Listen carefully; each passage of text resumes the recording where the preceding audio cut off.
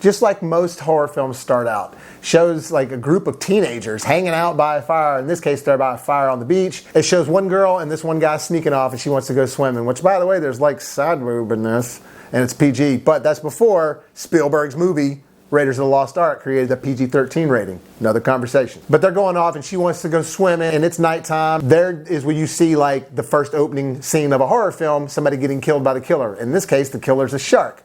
And they do such a great job of making you be afraid of this shark like it's a killer in a slasher without ever even seeing it over the first half of the film. In the time that you do see it, it's so unclear underwater, and it's just enough to make you see that, wow, that's a shark. But man, even just the way they tease you at that part, it really scares you. It really makes you like, ooh.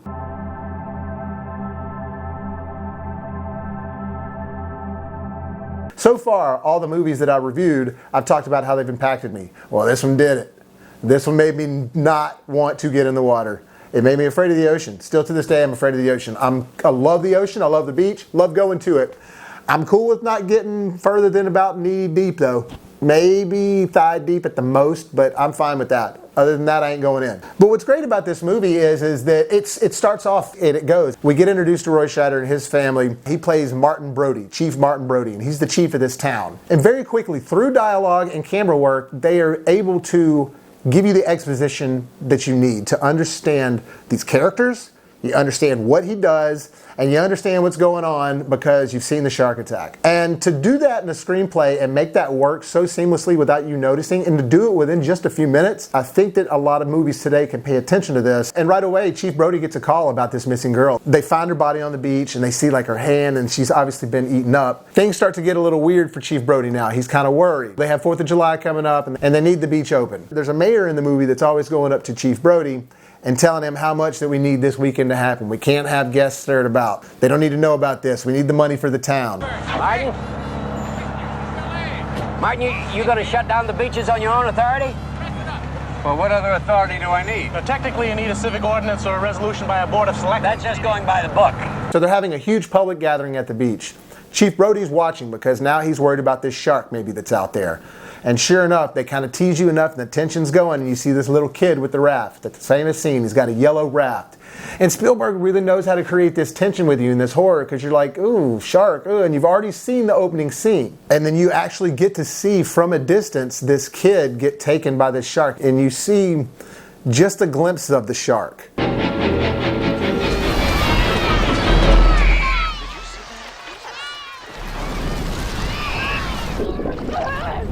It's just enough to where the kid goes down, and the camera work again is phenomenal because you don't see the shark actually attack the kid, but you see the kid go behind the raft. You see all this blood in the water, which is red, and it just creates for a very effective scene. You see this fin thing kind of just wave over in the water real quick, and it's kind of dark, and then now you don't see anything, and you get it. You understand what's happening. People are freaking out, and now people are like, there's a shark attack.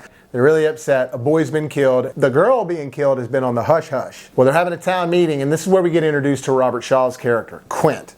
And Quint is by far my favorite character in this movie, and he's a lot of people's favorite character. He's just weird, crazy guy that's already got a lot of depth and richness to him. You can tell just by this opening speech that he delivers that introduces his character. You gotta make up your minds. You wanna stay alive and ante up? You wanna play it cheap? Be on welfare the whole winter. It's awesome. The way he talks, by the end of this speech, you know everything you need to know about this guy. Again, a credit to the writing of this film and the way that the dialogue is just right. So basically, Quint's character is saying, hey, you pay me $10,000, I'll kill this thing for you. We go back to Chief Brody's house. He's still trying to figure out things, and he's stressing about this situation.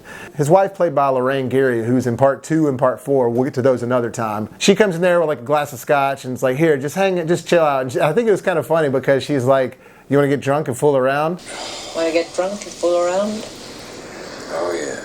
It's like, man, I want a wife like that. So we see them relaxing, and we cut to these 2 guys out by his house, and they're sneaking up, and they're going to bait the shark because now the local fishermen had put a bounty on this shark, so there's a reward out. Well, they go and put a big roast out there for the shark and everything. And that's the moment we truly get an idea of how big the shark is because it does this really cool thing where it takes the bait, and the bait's tied to the dock, Well, then it just rips the dock off and pulls the guy with it. And then the guy starts swimming back to the shore, and then you see the dock stop moving, and then it turns around and starts going back towards him. That was really clever.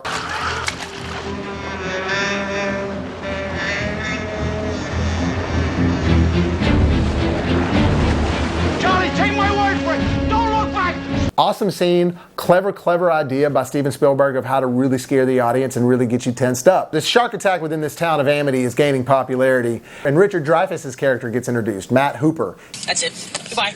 I'm not going to waste my time arguing with a man who's lining up to be a hot lunch. I'm going to see you later. He's an oceanographer, and he was called in by Chief Brody to assess the situation. And he's curious. He wants to know what's going on. Well, he can't really get a straight out answer out of anybody because everybody's freaking out. There's just a lot of sensationalism going on about this shark in this town. So the public's all over the place creating a scare about everything. People wanting to fish, people worried about their kids, people asking questions to the chief about what's going on, should we be worried? Then they go to show Matt Hooper the body. And once he looks at the body, he starts freaking out. The height and weight of the victim can only be estimated from the partial remains.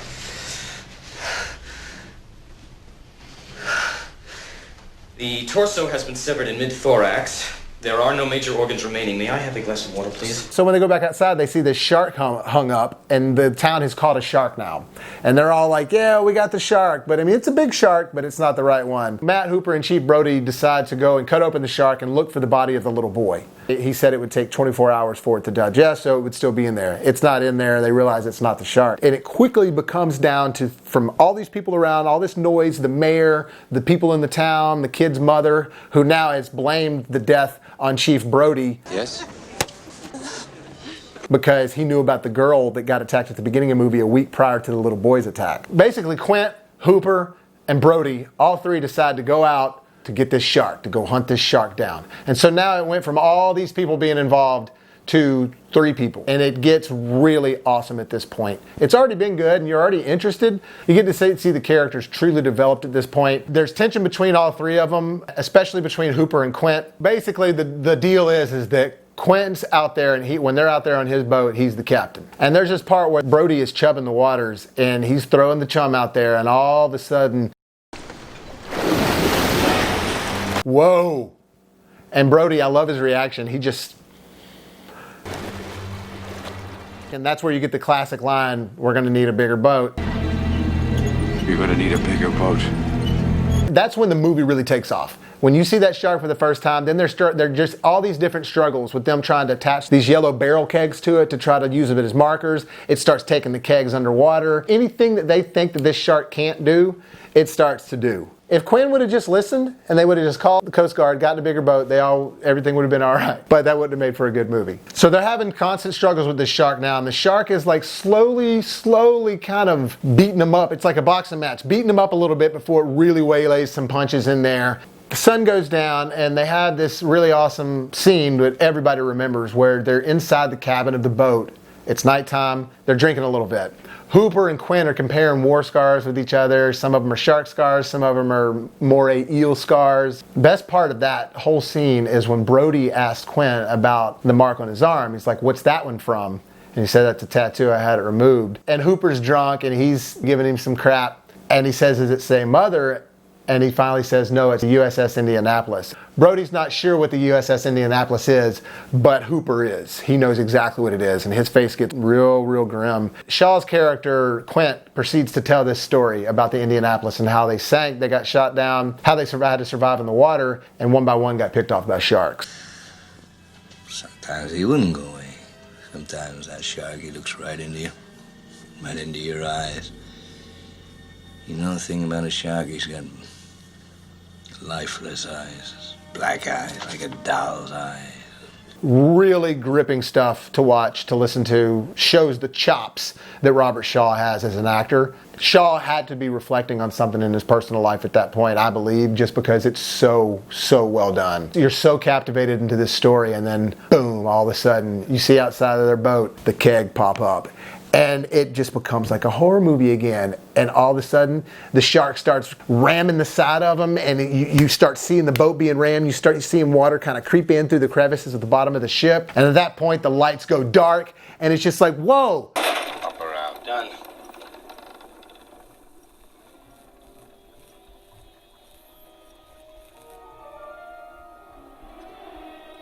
Everybody on deck. He ate the light. Yeah, terrific. I don't want to give anything else away about this movie after this point because I give this movie so much credit and is such an A+. And I do think even a younger audience can watch this movie for the first time and really it have an effect on them. So I'm going to let you watch the rest of it and see how it turns out. And if you have seen it, you know how it turns out and it's awesome.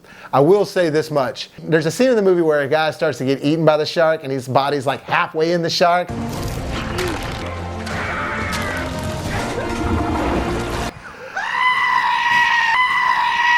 You know what I'm talking about. And the movie's bloody throughout. I mean, it's gory. It's got some really cool gore stuff in it, and it'll scare you. It truly knows how to scare you. One of the cool things I do want to say about this movie that's really awesome is that while at its core it is a horror film and it tries to be a horror film, opening scenes like a horror movie, there's kills that are like horror films, and it does make you, it's like, oh my gosh, this is scary. But if you compare it to like a really good drama, that's there. But then you try to compare this to an actual action adventure blockbuster, which so many movies copy that formula today, even the same director by doing things like Jurassic Park. It honestly, while being a horror film, it's multiple other films at the same time. It's not trying to be just a smutty horror film.